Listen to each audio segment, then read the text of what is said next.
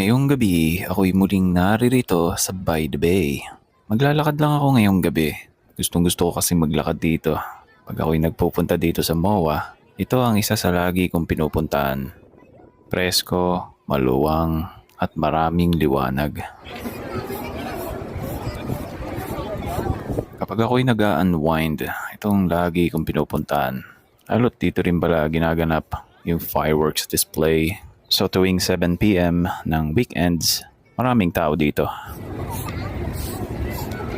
At ito nga pala, yung mga shadow clones ni Tatang Santa.